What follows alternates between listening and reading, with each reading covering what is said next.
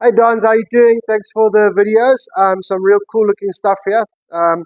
So I'll start quickly with the short game, and obviously you can use this as a bit of a warm up and stuff as well. So keep that narrow stance. I really look good. Okay, and obviously it took care of any lateral movement, which is a big issue for us. And by the time you got to sort of 10 o'clock, 9 o'clock, 10 o'clock, okay, it's almost a full swing, and you were very, very, very centered. Okay, so that looks really good, right? So what I want you to do, same idea, just a couple of each.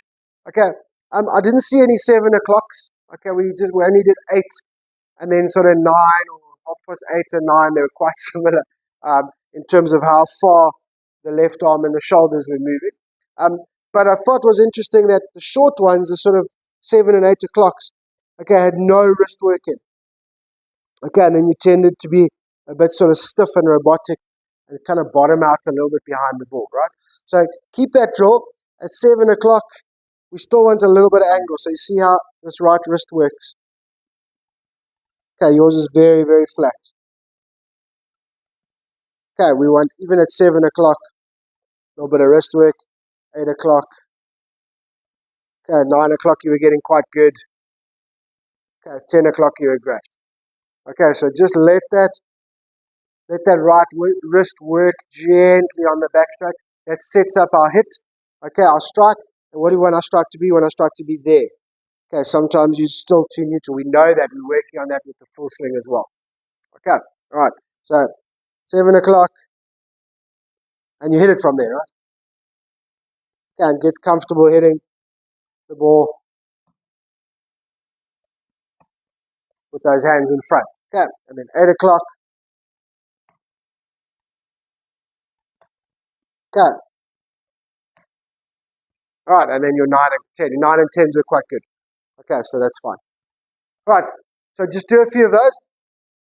When you get to 9 and 10 o'clock, okay, it's looking much more natural and you're setting the club quite nicely. So the 9 and 10s, okay, so if you say do however many you want, do 3 of each or 5 of each or whatever it is, right? So at 7 and 8, we're working on making sure we're still setting the club. We're not too rigid and stiff, right? Okay, so that's our 7, that's our 8, right? Okay, then at 9 and 10, we'll be focusing on, that's quite natural for you, so leave it. And what we're focusing on is not letting this left knee go. Okay, so our 9 o'clock must be nice and still. Okay, our 10 o'clock, nice and still. Okay, so you can kind of switch your focus there. Okay, now, the cool thing about this is going to improve our short game. All right, our touch, our strike, our technique. The cool thing, this is the 2 things we work here with the golf swing as well. All right, so once we get into our work with the golf swing, all right, we're trying to not go too much this way and obviously let that left knee collapse. And then we're trying to learn to drive earlier and hit or release later. That means hit the ball with the handle in front. Okay, so we're trying to work on the same 2 things with the full swing. So that's great. So it dials in together, right, which is always good.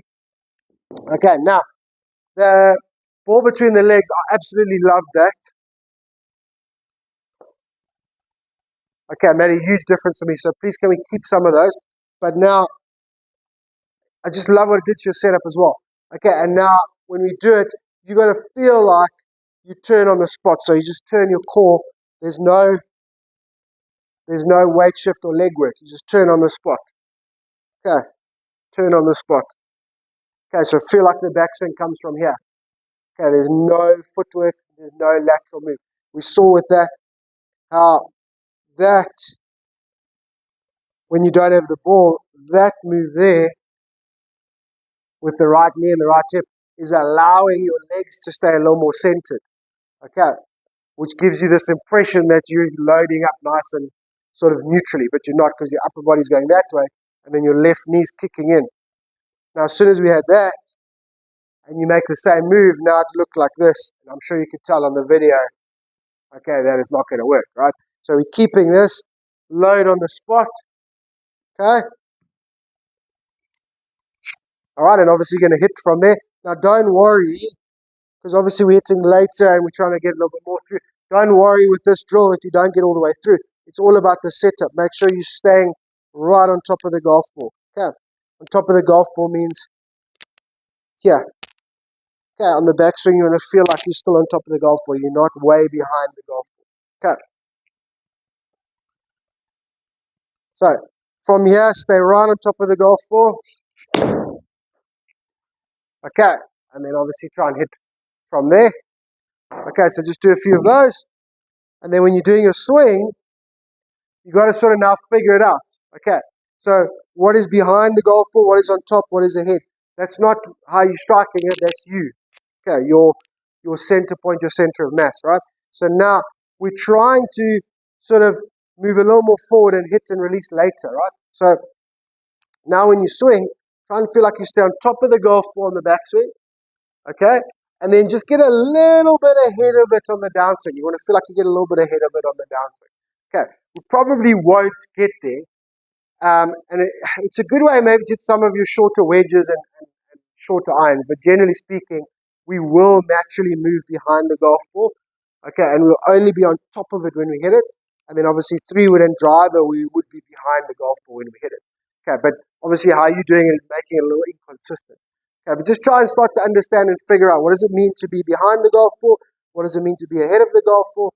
What does it mean and feel like to be on top of the golf ball? That's kind of what we're trying to do. So it's just taking your feel and understanding to a new level, right? So when you do the ball between the legs, you stay really still on top of the golf ball. Just hit it, okay? And then our normal swing, what are we trying to do? We're trying to do that so that our end goal is that we can be a little more on top of it when we hit it, and obviously have the handle or release later, or have the handle in front of the golf ball. Okay, that's how we're trying to strike the ball. Instead of striking it there, we're trying to strike it like that. That's the idea. Those are the two main things we're working on, right? So then when you've done your few drills, when you're doing swings, okay, try and feel like you stay on top of the golf ball in the backswing and a little bit ahead of it on the downswing.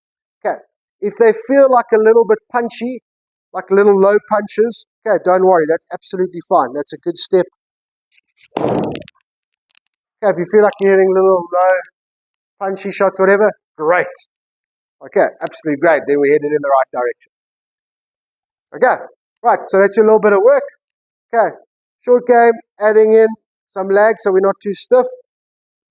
Okay, so we strike it properly. Your 9s and 10s, you're pitching, so they'll be chipping really. You're pitching, okay, not to get too complicated, but just, I'm sure you follow me. Your 9s and 10s, focus more on the left knee. Okay, keep it nice and still. Okay, then you got a couple of full swings with the ball between your legs.